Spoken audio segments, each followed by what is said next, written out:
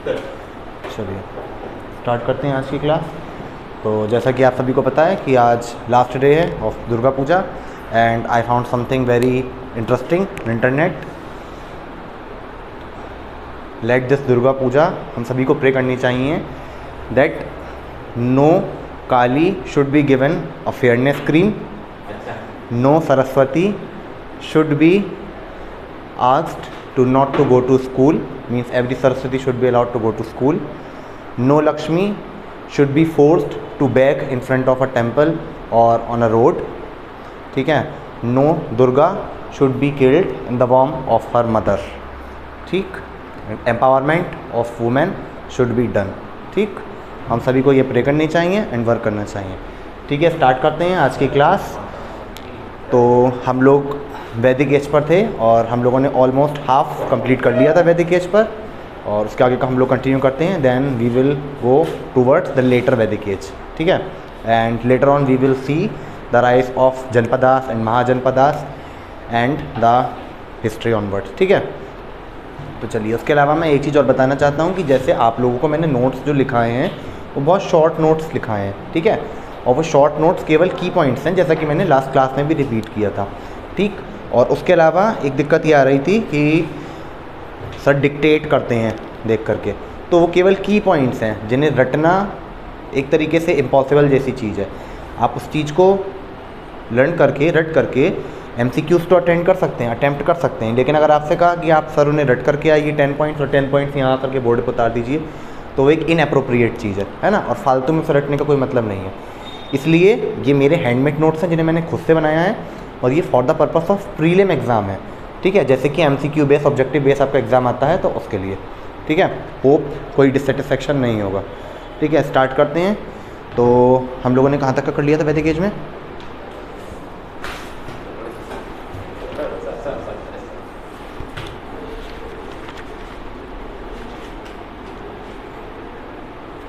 रख लो अभी नीचे है।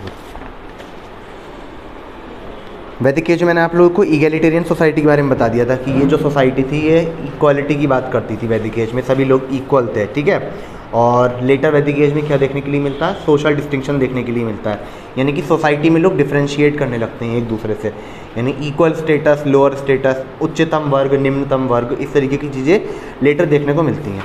तो मैं बात कर रहा हूँ वैदिक सोसाइटी की। तो वैदिक सोसाइटी में जो सबसे स्मॉलर यूनिट थी वो थी विस।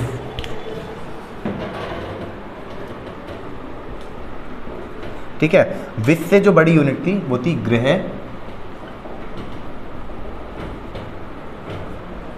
देन गृह के बाद आता है ग्राम, देन जन या ट्राइब।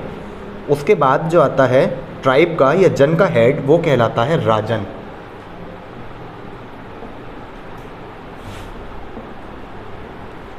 ठीक है, अब यहाँ पर हम देखेंगे जो विस है, विस का मतलब है कॉमन पीपल, मीन्स दिस विस का मतलब है कॉमन पीपल या साधारण लोग, निम्न वर्ग। जैसा कि आपको क्लियर होगा, विस ये सारी हिंदी वर्ड्स ही हैं जिन्हें इंग्लिश में लिखा गया है। विस से बढ़ा जाता है गृह। गृह मीन सिंपल है हाउस। ठीक है, यानी कि कॉमन पीपल जहाँ पर रहेंगे वो कहलाएगा गृह। गृह सारे मिल करके कलेक्टिवली क्या कहलाएंगे? ग्राम। ठीक है, ग्राम से बड़ा जो कहलाएगा वो कहलाएगा जन या ट्राइब। ठीक है, और इसे जो रूल करेगा वो कहलाएगा राजन, मीन्स जन को रूल करने वाला राजन या ट्राइब को रूल करने वाला राजन। ठीक है, और ये राजन जो है ये पोजीशन कैसी है? इलेक्टेड है, मीन्स ऐसा नहीं होगा कि राजा का बेटा ही राजा बनेगा। इसके अलावा राजन विल बी इलेक्टेड, इलेक्शन के जरिए इसे चुना जाएगा, और जो इलेक्शन होगा वो इलेक्शन होगा थ्रू समिति।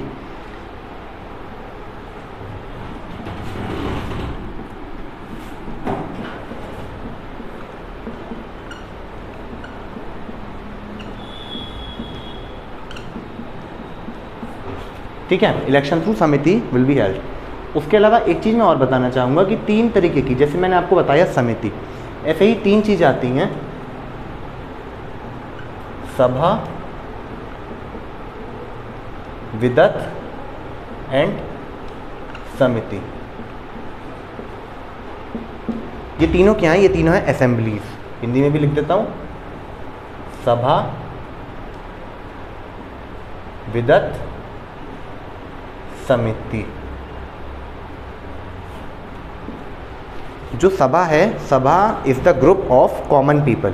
कॉमन पीपल का मतलब क्या है कि जितने भी साधारण वर्ग लोग हैं, जितने भी निम्नतम लोग हैं, वो सब आकर के बैठेंगे सभा में।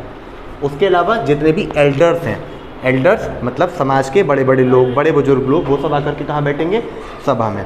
उसके बाद जो आती है वो आती है विदत। विदत का मतलब है कि विदत में आकर बैठेंगे हमारे ट्राइबल असेंबली के लोग, ठीक है, जो ट्राइबल वाले लोग हैं, जनजातीय वर्ग, ठीक। And the third one that is समिति। समिति will consist of totally common people, यानी केवल साधारण वर्ग। तो सभा में मैं कह सकता हूँ कि बूढ़े बुजुर्ग लोग, ठीक है, एल्डर्स। विदत, विदत में बैठेंगे हमारे ट्राइबल्स या जनजातीय। एंड समिति, समिति में कौन होगा? Common people. उसके अलावा यहाँ पर पॉइंट टू बी नोटेड है कि सभा एंड विदत, सभा एंड विदत, ये वाला एंड ये वाला, फर्स्ट एंड सेकंड, इन दोनों में वुमेन वर अलाउड, ठीक है। यानी कि जैसे कि आप आज के ज़माने में देखते हैं, आज के ज़माने में जो ये असेंबलीज़ हैं, जैसे सभा, विदत, समिति, इनका मॉडर्न फॉर्मेट आप देख सकते हैं, पार्लियामेंट, स्टेट लेजिस्लेटिव असेंबली, ग्राम पंचायत, ठीक है। ब्रॉडर लेवल पर आप इन्हें देख सकते हैं या मॉडर्न लेवल पर आप इन्हें देख सकते हैं। तो यहाँ पर क्या है, यहाँ पर वुमेन का रिप्रेजेंटेशन बहुत कम देखने को मिलता है, ठीक है। जैसे कि आप पंचायत में भी देखते हैं, तो पंचायत में वुमेन को क्या किया जाता है? रिजर्वेशन प्रोवाइड किया जाता है 33%। क्यों? क्योंकि उनकी पोजीशन एक स्ट्रॉन्गर लेवल पर नहीं है, वो इतना अच्छा नहीं दे पा रहे हैं रिजल्ट, आउटपुट। और पार्लियामेंट में तो बहुत ज़्यादा कम लो रेशो रहता है, मींस अप टू 10% तक भी रेशो रहता है कि member of parliaments are women. Mostly जो रहते हैं मेल रहते हैं। और जब आप बात करें वैदिक सोसाइटी की, तो वैदिक सोसाइटी इस तरह से ईगैलिटेरियन थी, इस तरह से इक्वल सोसाइटी थी कि वहाँ पर सभा एंड विदत में women have a greater share, मतलब उनका एक काफ़ी अच्छा शेयर था, वुमेन एक लार्ज लेवल पर रिप्रेजेंट करती थी, ठीक। और अगर हम बात करें तो राजन के इलेक्शन की, ये समिति के द्वारा किया जाता था, इसमें वुमेन डिड नॉट पार्टिसिपेट, ठीक है। इतना क्लियर है ना? उसके अलावा चलिए इतना लिख लीजिए पहले तो आप यही बना लें, विश्व, ग्रह, ग्राम्स, जन, ट्राइब। हिंदी टर्म्स लिखूँ इनके क्या? फिलहाल तो ये हिंदी में ही है, अगर कोई नीड हो आप लोग तो आप बता दें, मैं उसकी हिंदी या नोट कर दूंगा।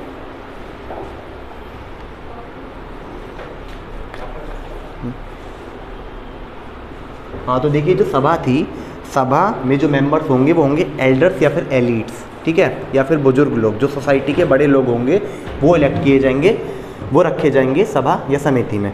देन अगर हम बात करें विदत की, तो लिख लीजिए विदत में, विदत इज़ अ ट्राइबल असेंबली, जनजातीय वर्ग आएगा इसमें, ठीक है। विदत में आएगा जनजातीय वर्ग, यस, ट्राइबल असेंबली। और जो थर्ड वन है समिति, समिति में आएंगे कॉमन पीपल या फिर साधारण वर्ग, ठीक है। जैसे कि पंचायत की बात करें तो आप लोगों ने सुना होगा ग्राम सभा, ठीक है। तो ग्राम सभा कंसिस्ट ऑफ कॉमन पीपल, जो साधारण लोग हैं वो मिलकर के क्या बनाते हैं? ग्राम सभा। तो समिति इज लाइक ग्राम सभा, द एंशियंट ग्राम सभा, ठीक है। और एक चीज़ आप क्या देखेंगे कि sabha and vidatha, the first one and the second one, लिख लीजिए आप, इन दोनों में women were participated, women participate करती थी, औरतें भी भाग लेती थी फर्स्ट एंड सेकेंड में। हाँ, इसी हिसाब से चलता रहता था। स्मॉल स्मॉल यूनिट्स डिवाइडेड थे, जैसे कि इंडिया की बात करें तो छोटे छोटे यूनिट्स में सब जगह डिवाइडेड था। इसी तरीके से यहाँ पर क्या होगा? राजन होगा, राजन से छोटा आपको जन या ट्राइब देखने के लिए मिलेगा, उससे छोटे ग्राम्स देखने को मिलेंगे, सेम ऐसे ही अलग हो गया। ये सब इंडिपेंडेंट यूनिट्स थे, स्वतंत्र यूनिट नहीं थे। अब लेटर ऑन आपको देखने को क्या मिलेगा कि ये सारे इंडिपेंडेंट यूनिट्स एक दूसरे के कनेक्शन में आएंगे और इन दोनों में क्या होगी? फाइट होगी। फाइट होने के बाद ये कंप्लीट एक बन जाएगा। अब ये कंप्लीट वाला इसके कनेक्शन में आएगा, इन दोनों की फाइट होगी, ये दोनों मिलकर के और एक ब्रॉडर बन जाएंगे। ऐसे होते होते क्या इन्वेंशन देखने को मिलेगा? आपको देखने के लिए मिलेगा कि जनपदास का राइज हो जाता है और लेटर ऑन ये जनपदा इतने बड़े हो जाते हैं कि महाजनपदा में कन्वर्ट हो जाते हैं, ठीक है। सभा में लिखवा दें आपको, तो सभा में जो आते हैं, सभा में आते हैं एल्डर्स या फिर एलिट्स।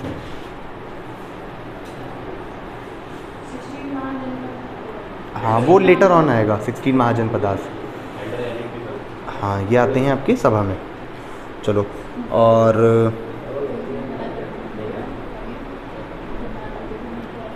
एक चीज़ और है कि इस सोसाइटी में जो विडो रीमैरिज थी वो अलाउड थी। मींस अगर किसी लेडी का हस्बैंड डाई हो जाता है देन उसे क्या अलाउ है कि दोबारा से वो मैरिज कर सकती है। तो आप एक पॉइंट लिख लें, विधवा पुनर्विवाह या विडो रीमैरिज अलाउड इसी सोसाइटी में। सोसाइटी का मतलब है वैदिक कल्चर में, वैदिक एज में। और चाइल्ड मैरिज या फिर बाल विवाह ये अलाउ नहीं था। विधवा पुनर्विवाह तो अलाउ था। मींस अगर किसी का हस्बैंड डाई हो जाता है तो वो लेडी, हाँ यस, पुनर्विवाह, तो वो लेडी दोबारा मैरी कर सकती है। लेकिन बाल विवाह अलाउ नहीं था। पुनर्विवाह मीन्स रीमैरिज, यस, दोबारा शादी होना। अच्छा, कुछ टर्म्स हैं जिनके बारे में आप लिख लीजिए, जिनसे डायरेक्टली आपसे पूछा जा सकता है कि इस शब्द से आपका क्या तात्पर्य है, या which of the following word denotes this. ठीक है, तो लंग या सुरा।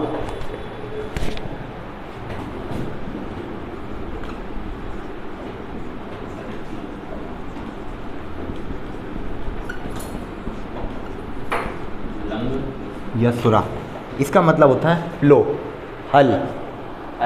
यस, हल के लिए यूज़ किए जाते थे ये प्लो। आप लोगों ने सुना होगा ना, प्लो खेती की जाती है। अच्छा, term Ayaz, AYAS, Ayaz.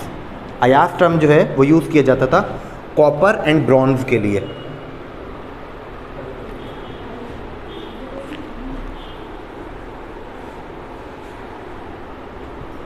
कर्मरा,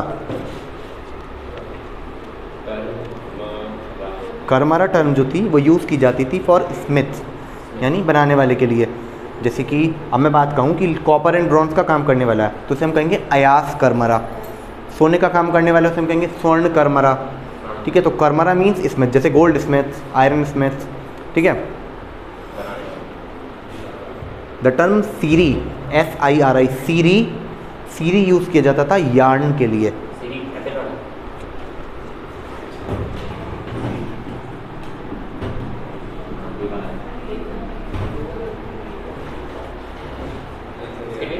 yarn, YARN, yarn.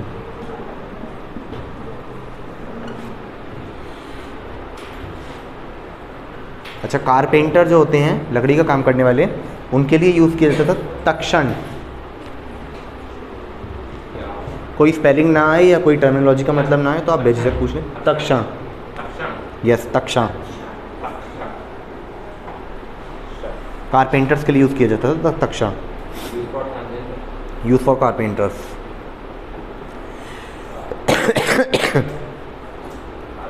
अच्छा, जो कैटल्स थी, जैसे पशुओं को चराया जाता था वैदिक एज में। मेजरली मैं आपको बता दूं कि वैदिक एज जो थी वो पशुओं को चराने से रिलेटेड एज थी।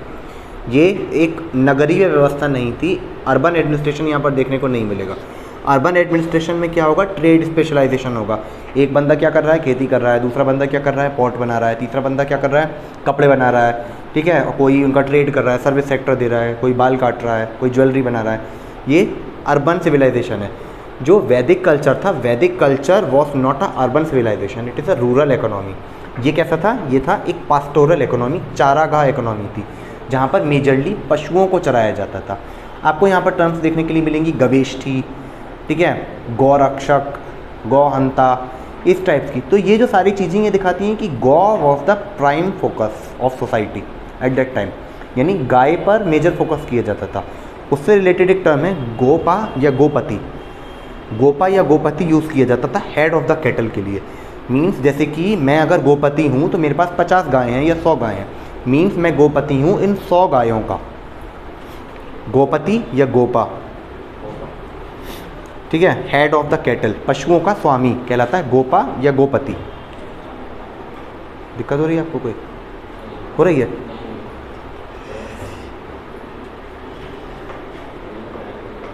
अच्छा, गवेष्ठी मैंने आपको एक टर्म बोली, तो गवेष्ठी का मतलब है गायों के लिए लड़ा जाने वाला युद्ध। हाँ, बैटल फॉर कैटल, गायों के लिए लड़ा जाने वाला युद्ध, गवेष्ठी। पहले लिखें,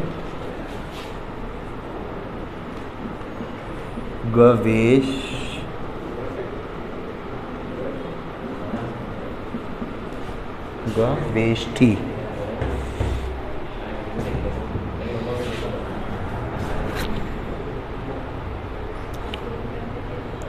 अच्छा, एक चीज़ आपको देखने को मिलेगी इस टाइम पर, बली, टर्म बली।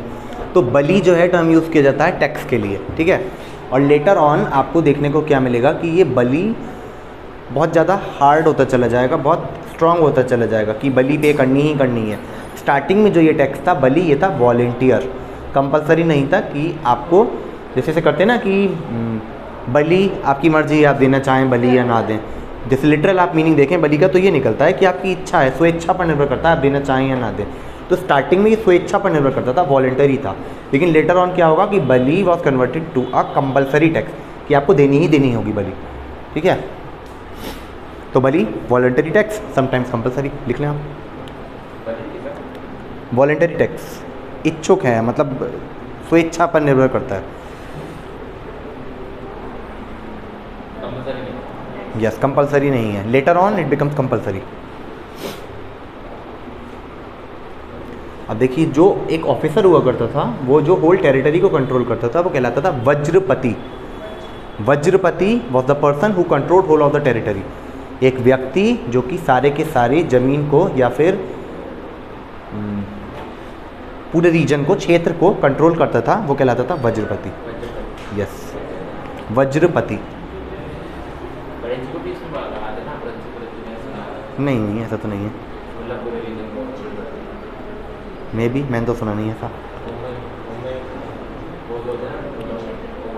हो सकता है ऐसा कुछ, तो वो एक मराठी लैंग्वेज का वर्ड होगा। हिंदी में तो ऐसा कुछ नहीं है, अभी तक मैंने सुना नहीं है। पति, वज्रपति।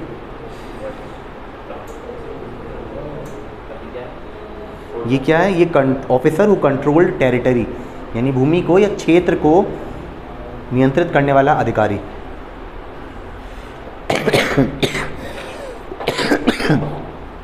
शक्ति के जो देवता कहलाते थे वो कहलाते थे मारुत।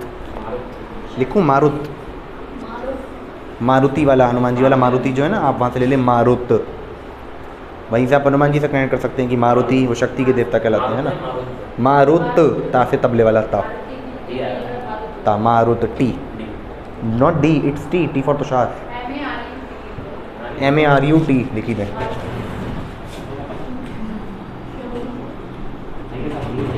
मारुत, ठीक है। ये मारुत क्या है? ये शक्ति के देवता हैं, गॉड ऑफ स्ट्रेंथ। उषा, एक टर्म आती है उषा, हिंदी टर्म है ये, आप लोगों ने सुनी भी होगी। सुबह सुबह जो भोर होती है, प्रातःकाल, उसे कहा जाता है उषा।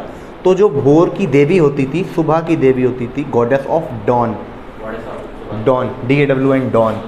डॉन एंड डस्क आप लोगों ने सुना होगा, इंडोनेशिया होने में ही पढ़ा होगा, ठीक है। तो डॉन की जो देवी होती थी, goddess of dawn, is called Usha. क्या? यस, वैदिक एज चल रही है अभी हमारी। लेटर पर आऊँगा, मैं आप लोगों को बता दूंगा। क्या हो गया? ठीक है, गॉडेस ऑफ डॉन, भोर की देवी। उसके अलावा कुछ अलग देवियों का नाम या फिर कुछ अलग भगवानों का नाम देखने को मिलता है, जो आप लिख सकते हैं। अदिति, पृथ्वी, पृथ्वी और शिवाली, ये देवियों के नाम हैं। आपको देख करके पूछा जा सकता है कि अदिति और शिवाली निम्नलिखित में से क्या है। 4 ऑप्शन दे दिए जाएंगे। उस टाइम पर चलने वाले कुछ सिक्के, निम्नलिखित में से कोई नहीं, देवियों के नाम या फिर कुछ बर्तनों के नाम या कलाओं के नाम, इस तरीके से। देन आप कंफ्यूज हो जाएंगे, तो आपको पता होना चाहिए ये देवियों के नाम है। उसके अलावा एक पॉइंट यहाँ पर लिखने लायक है कि उस टाइम पर शिव या रुद्र का भी मेंशन है। या जैसे कि मैंने आपको इंडस वैली सिविलाइजेशन भी पढ़ाया था कि पशुपति नाम की कोई चीज़ आइडेंटिफाई हुई है उस एज में, तो Pashupati is related to Shiv. तो इस टाइम पर भी शिव का मेंशन है या रुद्र का मेंशन है, ठीक है। लिख लें आप ये पॉइंट। एक चीज़ और,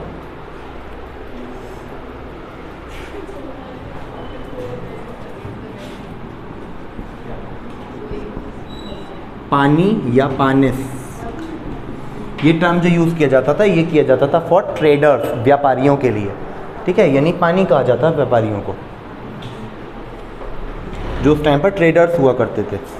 अब ट्रेडर्स जनरली इतना लार्ज लेवल में नहीं होंगे, क्यों? क्योंकि ये एक काव वाली सोसाइटी है। लोग क्या कर रहे हैं? चारागाह वाला सिस्टम कर रहे हैं। गाय चराएंगे, वहाँ से क्या निकालेंगे? गायों का दूध वगैरह निकालेंगे, उनके प्रोडक्ट्स बनाएंगे, एक स्मॉल लेवल पर एग्रीकल्चर प्रैक्टिस करेंगे, ठीक है। तो सोसाइटी कैसी है, पास्टोरल सोसाइटी है। तो व्यापारी एक लिमिटेड, बहुत लिमिटेड लेवल पर देखने को मिलेंगे। किसी के पास हंड्रेड्स ऑफ काउज हैं, वो इतनी सारी गायों का पनीर बना रहा है, तो वो क्या करेगा, ट्रेड करना स्टार्ट कर देगा। तो बहुत लिमिटेड लेवल पर ये चीज़ देखने को मिलेगी, जिसे कहा जाएगा पानी या पानिस, ठीक है। इसी के साथ हमारी वैदिक एज जो होती है एंड होती है, और इसके बाद हम स्टार्ट करेंगे लेटर वैदिक एज, ठीक। चलिए स्टार्ट करते हैं आगे का लेटर वैदिक कल्चर। अभी तक हमने क्या कंप्लीट कर लिया है, वैदिक कल्चर कंप्लीट कर लिया है। अब हम मूव करेंगे towards the end of the Vedic culture and starting of the later वैदिक कल्चर। तो चीज़ें कैसे चेंज होती चली जाएंगी कि जो वैदिक कल्चर वाली सोसाइटी थी वो परफेक्टली इगैलिटेरियन थी, इक्वल सोसाइटी थी, सबको बराबर का स्थान है, वुमेन भी पार्टिसिपेट कर रही हैं ऑर्गेनाइजेशंस में, ठीक है। उसके अलावा राजा कैसे चुना जा रहा है, वोटिंग से चुना जा रहा है, ठीक है। और सब लोग इक्वली रह रहे हैं, सोशल डिस्टिंक्शन नहीं है, सामाजिक भेदभाव नहीं है। वुमेन को क्या है, अलाउ है कि आप दोबारा से शादी कर सकती हैं अगर विडो हो जाती हैं, तो बाल विवाह हो नहीं रहा है। तो ये सारी चीज़ें धीरे धीरे क्या देखने को मिलेंगी कि एंड की तरफ बढ़ेंगी, और कुछ जो सोशल इविल्स हैं वो धीरे धीरे राइज करना स्टार्ट हो जाएंगे। सोसाइटी बहुत ज़्यादा कॉम्प्लेक्स होना स्टार्ट हो जाएगी, और life more and more difficult and rigid बनती चली जाएगी। और लेटर ऑन दोबारा से नगरीय व्यवस्था, the second urbanization of India start हो जाएगी, दैट इज़ द जनपदार्थ, ठीक। जो लेटर वैदिक एज है वो जनरली रिलेटेड है विद आयरन एज या फिर पेंटेड ग्रे वेयर कल्चर से।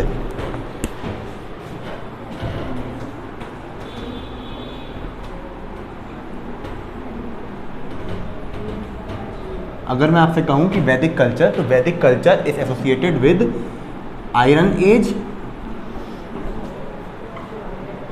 ठीक है। आयरन आप लोगों को पता है ये लोहे से संबंधित एज, यानी कि यहाँ पर लोहे से रिलेटेड चीज़ें आपने को देखने को मिलेंगी कि लोहे का इन्वेंशन हो जाता है, फिर उसके बाद क्या क्या होता है, लोहे के इन्वेंशन से क्या होगा, कुल्हाड़ी वगैरह बनेंगी, जंगल इजीली साफ़ हो पाएंगे।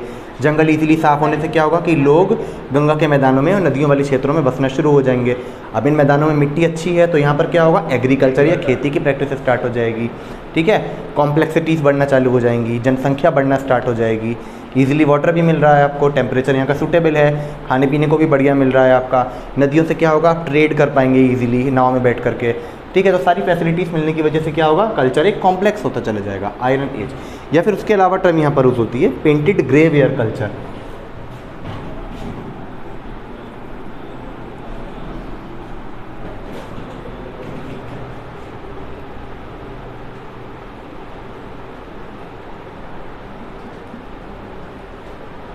ठीक है, चित्रित ग्रे वेयर कल्चर, ठीक है।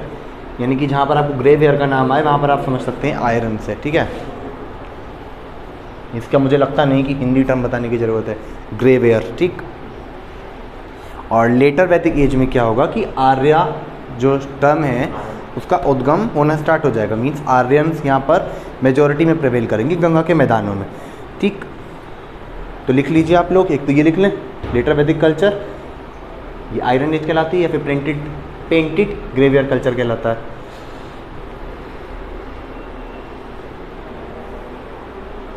उसके अलावा जो आर्य हैं वो ईस्ट की तरफ या पूर्व की तरफ मूव करने लगेंगे, आयरन एज और ये पेंटेड, हाँ, पेंटेड ग्रे वेयर कल्चर।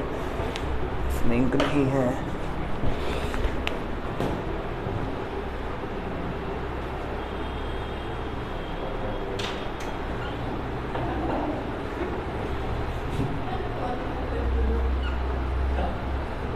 ठीक है। जो आर्यंस थे अभी मेजरली वो डोमिनेट कर रहे थे इस वाले रीजन में, ठीक है। अब क्या होगा कि यहाँ पर हमारी गेंजिस गंगा नदी इस जगह से निकल करके ऐसे, ये गंगा के मैदान है सारे, है ना।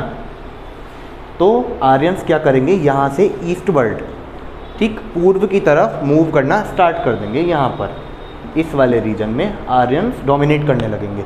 क्यों? जैसा कि मैंने आपको बताया, लोहे के इन्वेंशन की वजह से, ठीक है। तो movement of Aryans towards east, आर्यों का पूर्व की तरफ मूवमेंट या आगमन। उसके अलावा जो आयरन है, लोहा है, इसे कहा जाता है श्याम अयास या कृष्ण अयास। यानी टर्म्स आपसे पूछी जा सकती हैं कि विच ऑफ द फॉलोइंग, निम्नलिखित में से क्या श्याम अयास है। तो श्याम अयास आप लिख दें कि loha is the shyam ayas. 4 option दे दिए जाएंगे आपको, कांसा, तांबा, लोहा, स्टील, पीतल, व्हाटएवर। श्याम अयास, या कृष्ण अयास, क्या है? ये लोहे के लिए यूज़ किया जाता है।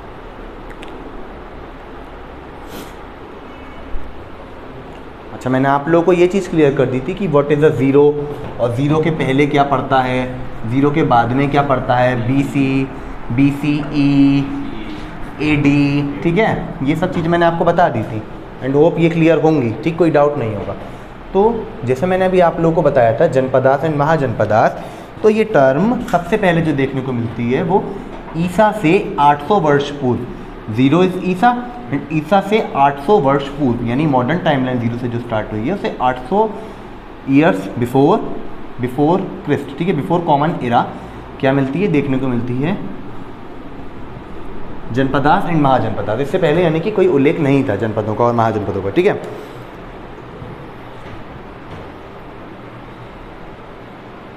BC जो है 800 वर्ष से पहले। हाँ, फर्स्ट मेंशन ऑफ जनपदा, यानी कि सबसे पहला उल्लेख जो जनपद का देखने को मिलता है वो मिलता है ईसा से 800 वर्ष पूर्व या फिर 800 BCE, जनपदा, JANPADA, जनपद, बिफोर 800 BCE लिखते हैं आप सीधे, बिफोर कॉमन एरा 800 ईयर्स।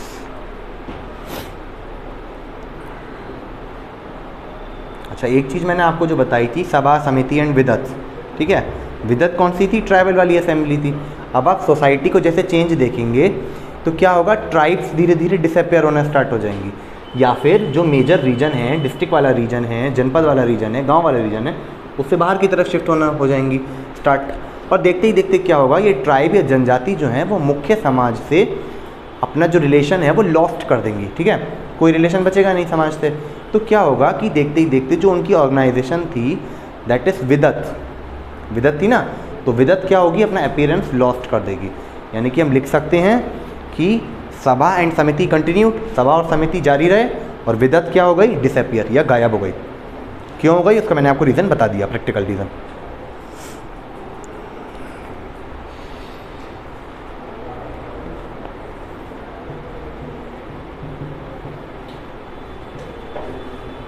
अच्छा, स्टार्टिंग में क्या था, स्टार्टिंग में जैसे कि वैदिक एज का मैंने बताया आपको कि इलेक्टेड किंग है, राजन जो है आपका इलेक्शन के थ्रू आ रहा है, तो असेंबली जो है इसे चुनने वाली दैट इज समिति का क्या होगा, एक ग्रेटर प्रेजेंस होगा, एक ग्रेटर प्लेस होगा, ठीक है, मुख्य स्थान है, समिति चुन रही है राजा को।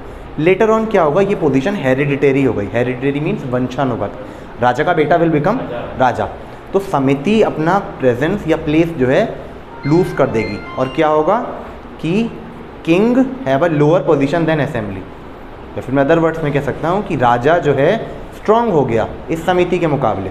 तो आप लिख सकते हैं कि अर्लियर, इस तरीके से लिखा करिए शॉर्ट नोट्स में, जैसे कि प्रारंभ में या अर्लियर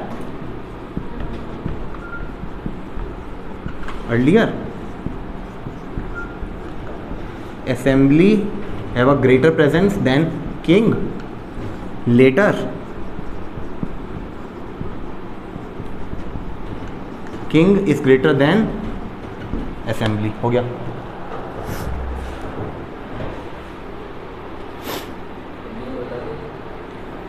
प्रारंभ में असेंबली या फिर समिति जो थी उस समय की, उसका क्या होगा, मुख्य स्थान होगा राजा की तुलना में, राजन की तुलना में, लेकिन बाद में क्या होगा, राजन हैव अ ग्रेटर प्लेस, यानी कि मुख्य स्थान होगा असेंबली की तुलना में। सिंपल वर्ड है बिल्कुल, यानी लेटर क्या होता है, राजा मुख्य स्थान में जाता है असेंबली की तुलना में।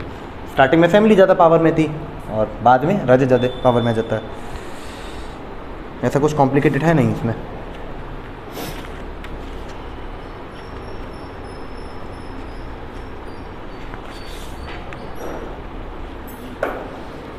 अच्छा, जो स्टार्टिंग थी मैंने आपको बताया था ईगैलिटेरियन सोसाइटी की, सभी के पास समानता है, वो समानता धीरे धीरे यहाँ पर ख़त्म होने को दिखेगी। कैसे कि जो एजुकेशन शिक्षा है वो वर्ण के आधार पर दिए जाने लगेगी।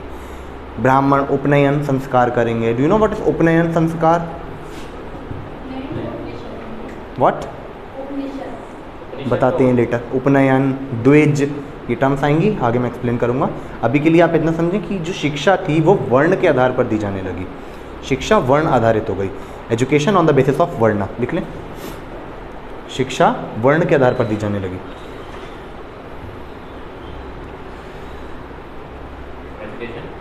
Education on the basis of वर्ण। वर्ण लिखूं क्या मैं स्पेलिंग वर्ण की?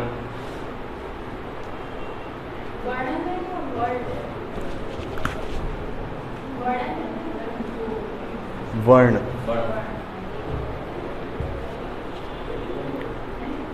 उसके अलावा अश्वमेध यज्ञ, राजसूय यज्ञ, ऐसी चीज़ें देखने को मिलती हैं यहाँ पर। लिख लें आप अश्वमेध यज्ञ। मैं दोनों एक्सप्लेन करता हूँ कि क्या है अभी। अश्वमेध लिखूं? यज्ञ, अश्वमेध हिंदी में लिखूं? अश्वमेध, राजसूय और राजसूय यज्ञ, ये दोनों देखने को मिलते हैं यहाँ पर। जो अश्वमेध यज्ञ था, जैसे कि आपको पता चल रहा होगा, इसमें अश्व आता है, मीन्स घोड़ा, हॉर्स। ठीक है, ऐसा होता था जब भी कोई किंग क्लेम करता था किसी टेरिटरी पर या किसी रीजन पर कि ये क्षेत्र मेरा है, तो उस क्षेत्र के पूरे बाउंड्री पर वो एक घोड़े को दौड़ाता था। ठीक है, आप लोगों ने रामायण में भी इस तरीके का कुछ सुना होगा कि जो पूरा शहर होगा या किंगडम होगा, उसके पूरे बाउंड्रीज पर क्या निकाला जाएगा? घोड़ा निकाला जाएगा कि मैं इस पूरे क्षेत्र को क्लेम करता हूँ या मैं इस क्षेत्र का स्वामी हूँ।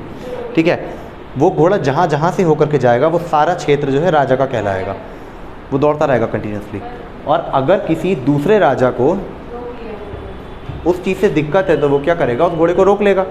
और घोड़े को रोकने का मतलब है वॉर, युद्ध।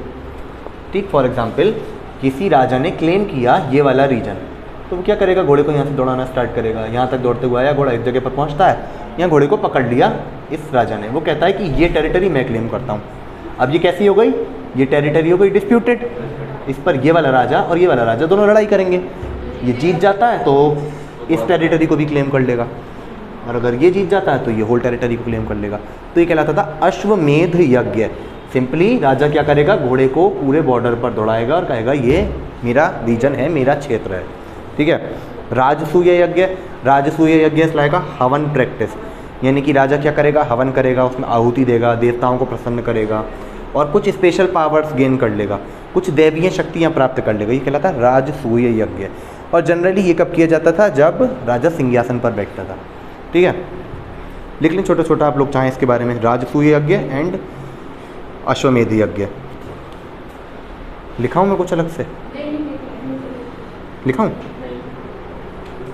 बलि, जैसे कि मैंने आपको बताया था अर्लियर, बलि वॉलेंटरी थी, इच्छुक थी। आप देना चाहें तो दें, नहीं देना चाहें ना दें।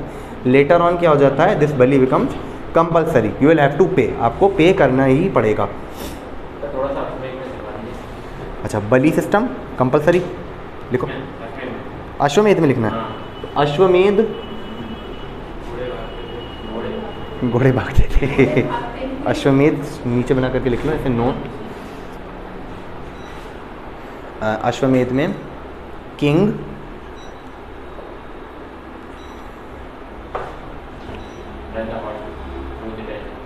run the horse on its border on the region of king run the horse on the border of its on the sorry king run the horse on the borders of its territory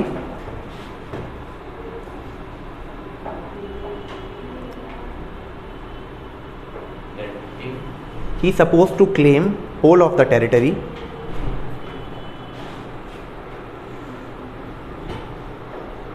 on which the horse is running.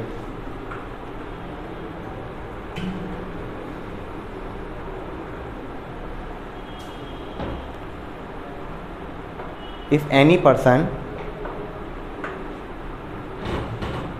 tries to capture the horse, comma, it is understood as the challenge to king's authority and the war happens.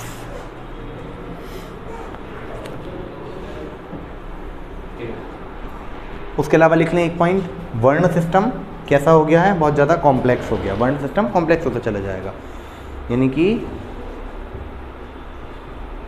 वर्ण system बहुत ज़्यादा कठिन होता चला जाएगा, ठीक है, deep होता चला जाएगा, गहरा होता चला जाएगा। पहले वर्ण सिस्टम कैसा था, मैंने आप लोगों को 2-3 क्लासेस पहले बताया था, एक statement from the Rigveda, like कि एक ही फैमिली में क्या देखने को मिलेंगे, अलग अलग वर्णों के लोग देखने को मिल रहे हैं कि मैं ब्राह्मण हूँ, मेरी माँ सूत काटती है, मेरे पिता फलाना काम करते हैं।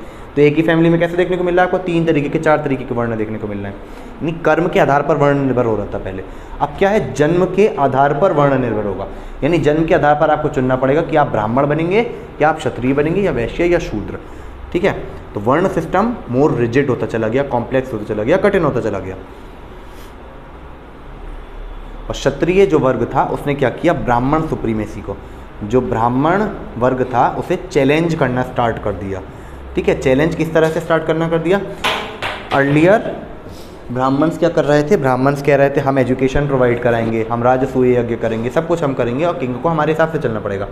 अब क्षत्रिय वर्ग क्या करेगा, अपनी शक्ति के बल पर, लोहे के इन्वेंशन के बल पर वॉर्स लड़ेगा। अब कहेगा युद्ध हम लड़ रहे हैं, ठीक है, तो राजा हम ही हैं, मीन्स सुप्रीम अथॉरिटी हमें, क्षत्रिय होने के नाते हमारे पास जब सुप्रीम अथॉरिटी है तो कोई अनादर वर्ग, अनादर वर्ण, दैट इज़ द ब्राह्मण वर्ग, वो सुप्रीमेसी कैसे क्लेम कर सकता है, ठीक है। तो लिख सकते हैं आप, challenge to Brahman supremacy started in this era, was challenged by Kshatriya varna. यानी कि ब्राह्मणों की जो सर्वोच्चता थी उसे चैलेंज किया गया, किसके द्वारा, क्षत्रियों के द्वारा। ब्राह्मणों की सर्वोच्चता को चैलेंज किया गया या ललकारा गया क्षत्रियों के द्वारा।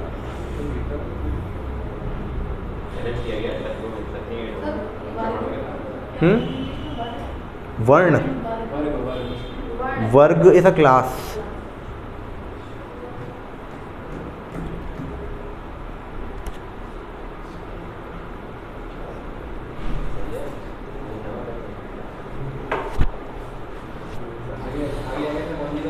क्या हाँ? क्षत्रिय ही जीते, तो मतलब ऐसा है ना, हिस्ट्री में क्षत्रिय जीतने वाली बात नहीं है, कौन जीता कौन हारा, धीरे धीरे सुप्रीमेसी चेंज होती जाएगी। जैसे कि अभी लेटर ऑन आकर के ब्राह्मण फिर से अपनी पोजीशन को स्ट्रॉन्ग कर लेंगे, ठीक है, कि आपको हमारे हिसाब से चलना पड़ेगा। जैसे आप देख सकते हैं कि महामात्या, कौटिल्या, इस तरीके की जो पोस्ट हैं वो किसे दी जाएंगी, ब्राह्मण्स को दी जाएंगी। ब्राह्मण्स क्या बन जाएंगे, प्रधानमंत्री टाइप पोजीशन अटेंड कर लेंगे। राजा किसके कंसल्टेशन पे चलेगा, ब्राह्मण्स की। लेटर ऑन क्या होगा कि उसमें रिजिडिटी बढ़ती चली जाएगी, कॉम्प्लेक्सिटीज बढ़ती चली जाएगी, तो क्षत्रिय फिर से अपनी पोजीशन गेन कर लेंगे। कैसे, जैनिज़्म आ जाएगा, बुद्धिज़्म आ जाएगा, ठीक है। वो लोग क्या करेंगे, भाई क्षत्रिय सुप्रीम है तो उनको ही दिया जाना चाहिए, वो लोग क्या करेंगे। उसके अलावा वो लोग सुप्रीमेसी प्रोवाइड करेंगे, सुनिए, उसके अलावा एक पोजीशन अटेंड करेंगे वैश्यास, ट्रेडर्स, वो लोग इतना ज़्यादा पैसा अटेंड कर लेंगे कि वो लोग एक इंपॉर्टेंट पोजीशन में आ जाएंगे। लेटर ऑन क्या होगा, फिर से ब्राह्मणिज्म वापस आएगा। कैसे आएगा कि अद्वैतवाद, ठीक, और शंकराचार्य, रामानुजाचार्य, ऐसे लोग करके फिर से ब्राह्मणिज्म को वापस, हिंदुइज्म को दोबारा से वापस आना होता है, ठीक है। फिर ब्राह्मणिज्म वापस, टेम्पल आर्किटेक्चर आप देखते हैं जिसमें फिर लेटर ऑन क्या होगा, मतलब ये चीज़ें साइकिल घूमती रहेंगी। जैनिज्म, बुद्धिज्म फिर वापस हो जाएगा, चेला चोरा पांड्या, इन लोगों का वापस आ जाएगा। ये लोग क्या करेंगे, टेम्पल आर्किटेक्चर पर वर्क करेंगे, हिंदुइज्म पर वर्क करेंगे। लेटर ऑन फिर इस्लाम आ जाएगा, तो हिंदू सोसाइटी का जो क्या होगा, डाउनग्रेडेशन स्टार्ट हो जाएगा। लेटर ऑन ब्रिटिश आ जाएंगे, मराठास आएंगे, तो कहीं कहीं पर क्षत्रिय राइज करते हुए देखेंगे आपको, कहीं ब्राह्मण्स राइज करते हुए देखेंगे, ठीक है। फिर उसके अलावा इंडिया में और सोसाइटीज़ एमर्ज होंगी, और लेटर ऑन फॉरेनर्स आ जाते हैं and India is converted to colony, और then we attain the freedom, और फ्रीडम अटेन करने के बाद we all are equal position पर है, ठीक है। तो किसी की विक्ट्री नहीं है, ना ही ब्राह्मण जीते ना ही क्षत्रिय। टर्म वाइज तो इतना याद है, मैं पूरे घंटे आपको क्रोनोलॉजी सुना सकता हूँ बैठ करके। क्या, हाँ, तो आप लोग को एक बना रहेगा नेक्स्ट क्या आने वाला है। अब वैदिक के बाद जैसे महाजनपदास आने वाले हैं, मौर्यास पढ़ेंगे आप लोग, नंदास पढ़ेंगे आप लोग, ठीक है। फिर और धीरे धीरे धीरे चेंज होता चला जाएगा, फिर ऐसे ही पूरा सारा। चलिए, don't make a noise in the class, चलो। अच्छा, मैंने एक चीज़ बताई थी आपको, द्विज। तो व्हाट इज अ द्विज संस्कार, द्विज। चलिए, बहुत पास तक पहुंच गई हैं आप। दो क्या समझते हैं आप लोग, द्विज संस्कार, हिंदी वाले बताएं। सर वो नहीं, दफ्तराने वाली,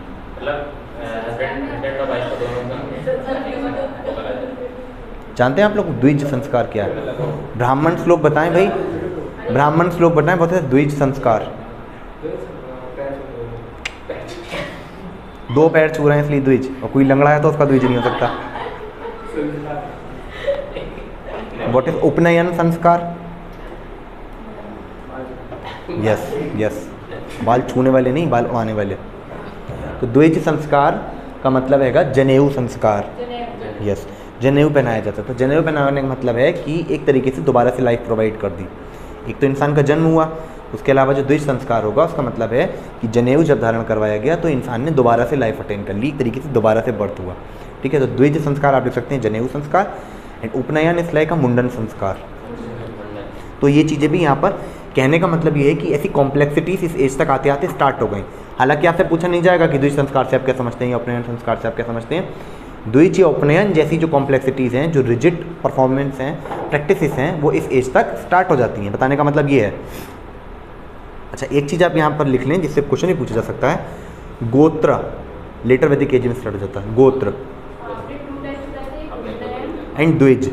स्पेलिंग लिखनी है। द्विज संस्कार इज जनेऊ संस्कार एंड उपनयन संस्कार इज द मुंडन संस्कार। गोत्र सिस्टम जो है यहाँ पर एमर्ज हो जाता है, गोत्र प्रथा जो है। गोत्र आप लोग जानते हैं क्या होता है? क्या होता है बताइए? तो क्या क्या होता है गोत्र? व्हाट इज अ गोत्र? पता है किसी को? ब्राह्मण देव बताएं व्हाट इज अ गोत्र। आपको अपना गोत्र ही नहीं पता? पता तो होना चाहिए, नॉलेज इज नॉलेज। हमको पता है, हम तो ब्राह्मण नहीं, तब भी हमें पता है व्हाट इज अ गोत्र, तो पहले से पता था। देखिए, गोत्र का मतलब है, ऐसा था स्टार्टिंग में जो कहा जाता है हिंदू रिलीजन के अकॉर्डिंग कि जो पृथ्वी का आरंभ हुआ है वो आपने मत्स्यायन वाली आपने कथा सुनी होगी। विष्णु भगवान आए थे मत्स्य का अवतार लेकर के, एंड एक साधु को बचाया था उन्होंने, है ना, प्रलय जब आई थी। उसके बाद कहा जाता है कि 14 साधु, मुझे डिजिट ठीक से याद नहीं है, आई थिंक इट इज़ 14, ठीक है, कुछ साधु हुए थे, मैं 14 वर्ड यूज़ नहीं करूँगा, साधु हुए थे कुछ। उन साधुओं के सबके अपने अपने नाम थे, जैसे कि कश्यप, भारद्वाज, कश्यप ऋषि, भारद्वाज ऋषि, ऐसे समथिंग कुछ ऋषिज़ थे। इन ऋषिज़ की सबकी अलग अलग फैमिलीज़ थी। ये फैमिलीज़ आगे जा कर के बढ़ती चली गई। ठीक है, तो ऐसा कहा जाता है कि जैसे मैं XYZ इस गोत्र से हूँ, ठीक है, तो सेम गोत्र की मैरिज वॉज नॉट अलाउड। ऐसा कहा जाता है कि आपके जैसे कि कोई भारद्वाज गोत्र से है या कोई कश्यप गोत्र से है, तो ऐसा कहा जाता है कि me and this one lady, हम दोनों कश्यप गोत्र से हैं, तो ऐसा माना जाता है कि जो हमारे एंसेस्टर्स थे वो कश्यप थे, यानी हम दोनों किसी न किसी तरीके से भाई बहन हुए। और इस तरीके से हम लोगों की मैरिज प्रेफरेबल नहीं है, because we are from the same gotra. Other gotra से आप मैरिज कर सकते हैं, सेम गोत्र से मैरिज नहीं कर सकते क्योंकि भाई बहन माना जाएगा। हालांकि मॉडर्न सोसाइटी में ऐसी कोई प्रैक्टिस प्रिवेल नहीं है, ना ही कोई मानता है, ये कहने की बातें हैं, लेकिन हिंदुइज़्म इस चीज़ को आज भी मानता है अगर आप रिजिडली फॉलो करें तो।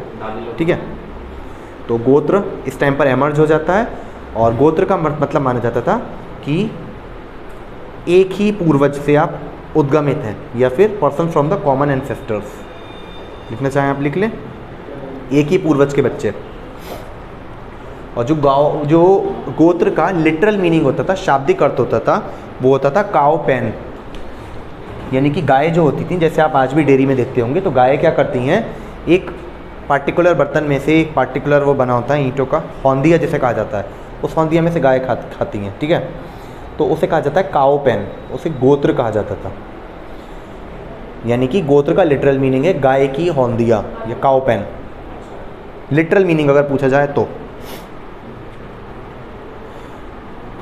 उसके अलावा आपने 4 आश्रमों के नाम सुने होंगे, ब्रह्मचर्य आश्रम, वानप्रस्थ आश्रम, संन्यास आश्रम, गृहस्थ आश्रम। तो जो संन्यास आश्रम था वो अभी तक डेवलप नहीं हुआ था, मीन स्टार्टिंग में 3 वाले थे, संन्यास नहीं थे। तो आप लिख लें, संन्यास आश्रम अभी तक उद्गमित नहीं हुआ था, संन्यास आश्रम स्टिल नॉट डेवलप्ड। थोड़ा सा ही रह गया आपका कंप्लीट होने वाला है, लेटर वैदिक स्टिल नॉट डेवलप्ड। स्टार्टिंग में क्या था, बेटियों को इक्वल माना जा रहा है, सब कुछ सारी सुविधाएं हैं, लेकिन अब क्या है, डॉटर्स या बेटियां बन जाती हैं दुख का कारण, सोर्स ऑफ ट्रबल। सोसाइटी देखें आप किस तरीके से चेंज हो रही है। सोसाइटी एग्रीकल्चर की तरफ जा रही है, बिजनेस क्लास की तरफ जा रही है। पहले क्या था, पहले वुमेन का इक्वल पोजीशन था। कैसे था इक्वल, गाय चराना है, ठीक है, या फिर दूध निकालना है गाय का, पनीर जमाना है, तो वुमेन और मैन इक्वल काम कर पा रहे हैं। अब वर्क जैसे रिजिड होता चला गया, फाइट्स हो रही हैं आपस में, ट्रेड हो रहा है, शहर से बाहर जाना पड़ रहा है, एग्रीकल्चर करनी पड़ रही है, फिजिकल वर्क करने पड़ रहे हैं, तो वुमेन की पोजीशन गिरनी स्टार्ट हो जाएगी। अब लोग क्या डिमांड करेंगे कि भाई हमारा पुत्र होना चाहिए था, ठीक है, तो वुमेन की पोजीशन यहाँ तक आते आते गिरने लगती है। उसके अलावा एक चीज़ यहाँ पर है कि आपसे पूछा जा सकता है कि क्या इस टाइम पर कॉइन्स या सिक्के चलते थे, तो नो, यहाँ पर क्या था, बार्टर सिस्टम था। बार्टर सिस्टम आप जानते हैं ना, एक के बदले दूसरे को देना। वस्तु विनिमय प्रणाली, वस्तु विनिमय प्रणाली थी इस समय पर मौजूद। वस्तु विनिमय प्रणाली, एक के बदले दूसरी वस्तु का आदान प्रदान। जो पॉटर्स होते थे, पॉटर्स, कुम्हार, कुम्हारों के लिए वर्ड यूज होता था क्वाला।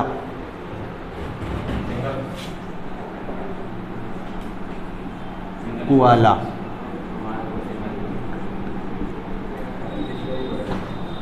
ठीक है, कोआला वर्ड यूज होता था पॉटर्स के लिए।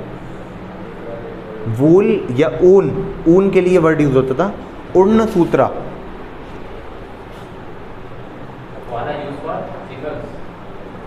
क्वाला यूज फॉर पॉटर्स या कुम्हार। कुम्हार ये मिट्टी विट्टी का काम जो करते हैं। कुम्हार वो वाला नहीं जिनकी शादी नहीं है, कुआला, कोयले को नहीं, कुम्हार को मैंने आपको बताया तो। कुम्हार जो मिट्टी के बर्तन बनाते हैं ना, पॉटर्स, उनके लिए यूज किया जाता था क्वाला। एंड उर्ण सूत्र, उर्ण सूत्र टर्म जो यूज की जाती थी वो की जाती थी वूल या ऊन के लिए। ऊन जो भेड़ों से निकाला जाता ना, ऊन, उनके लिए कहता था उर्ण सूत्र।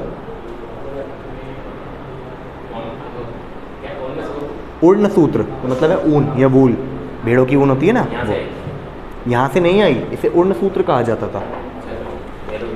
हाँ, कि उर्ण सूत्र के कपड़े हैं ये, वूलन क्लोथ्स।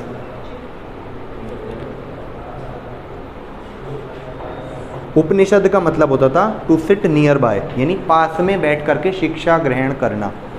यानी ब्राह्मण कुछ बोल रहे हैं और आप पास में बैठ करके सुन रहे हैं तो उसे कहेंगे उपनिषद। समीप बैठकर शिक्षा ग्रहण करना वो कहलाता था Upanishad. To sit near by and attain the education.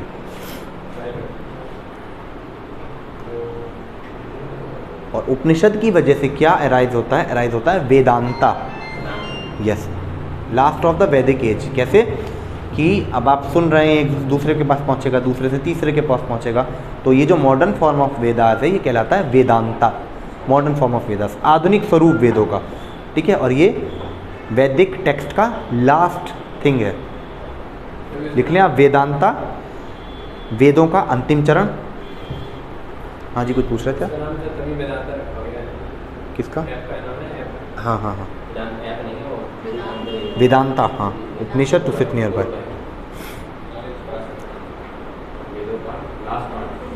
अच्छा, नए नए भगवानों का यहाँ पर उदय देखने को मिलता है। जैसे स्टार्टिंग में आप देख रहे थे पृथ्वी, उषा, इस तरीके की चीज़ें हैं, परुषिनी, ऐसी चीज़ें देखने को मिल रही हैं।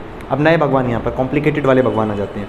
मेजरली शिवा का राइज होता है। तो प्रजापति देख लें आप, नए भगवान या नए देवता जो इस एज में देखने को मिलते हैं। प्रजापति, रुद्र, जो टर्म रुद्र है, रुद्र के आप ब्रैकेट में लिख लें या डैश लगा करके लिख लें, वो टर्म यूज होता था शिव के लिए। पशु नाम पति, पशु नाम पति,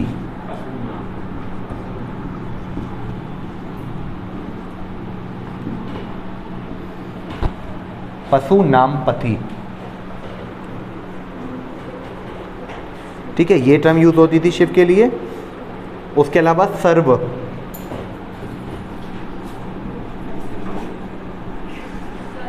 सर्व ये भी टर्म यूज होती थी। देन भव एंड बहिका। तो आपसे डायरेक्टली पूछा जा सकता है कि which of the following term, निम्नलिखित में से कौन सा शब्द शिव के लिए प्रयोग किया जाता था लेटर वैदिक एज में? बहिका, भव, सर्व, पशु नाम पति, तो ये सारे ही हैं, ठीक है, ये सब शिव के लिए यूज होते थे लेटर वैदिक एज में। वेदांता में, उपनिषदास में इनका यूज़ किया गया है। अच्छा, एक इंटरेस्टिंग पॉइंट है यहाँ पर कि विष्णु की अभी किसी भी अवतार की बात नहीं हुई थी, यानी विष्णु भगवान का यहाँ पर अभी तक कोई उल्लेख नहीं था। आप लिख लें, नो इनकार्नेशन ऑफ विष्णु।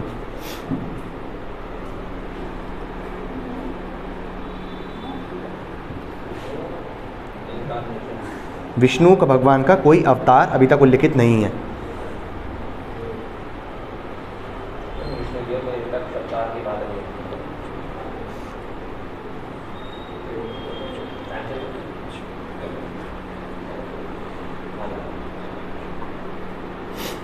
अच्छा, जो मैंने आपको उपनिषद बताए कि पास में बैठ करके सुनना और इससे वेदांता की तरफ हम लोग बढ़ते हैं, तो इन उपनिषद की जो रिटन फॉर्मेट थी इसे लेटर ऑन मिडिवल हिस्ट्री की तरफ पर्शियन भाषा में कन्वर्ट करवाया दारा शिको नाम के शासक ने। ठीक है, आपसे पूछा जा सकता है कि निम्नलिखित में से किस शासक ने उपनिषदों को पर्शियन में कन्वर्ट किया था। ठीक है, तो पर्शियन भाषा में कन्वर्ट किया था दारा शिको ने। हाँ, उपनिषदों को दारा शिको ने 1657 में,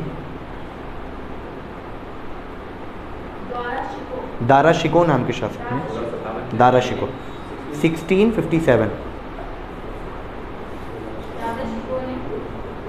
पर्शियन भाषा में कन्वर्ट करवाया। Yes, Persian language.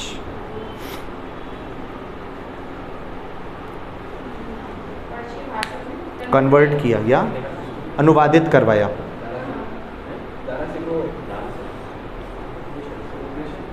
So this is it for the later वैदिक कल्चर।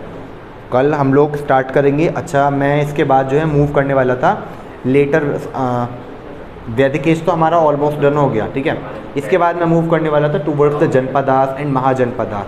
उससे पहले कुछ ऐसी टर्मिनोलॉजीज़ हैं जो कि प्री हड़प्पा कल्चर से रिलेटेड हैं।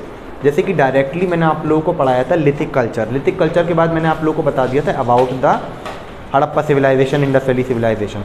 तो इनके जो बीच का अंतराल होता है ना, उसे मैंने कुछ हद तक स्किप करके रखा था। जैसे कुछ साइट्स हैं जो नियोलिथिक से धीरे धीरे ट्रांसफॉर्म होकर के इंडस वैली की तरफ जाएंगी, एंड कुछ साइट्स हैं जो कि हड़प्पा के पहले भी देखने को मिलती हैं। तो उन साइट्स का एक छोटा सा ब्रीफ डिस्कशन हम क्या करेंगे, हम कल कर लेंगे, and then we will move towards the janapadas and mahajanapadas. So this is it for today. Okay, thank you.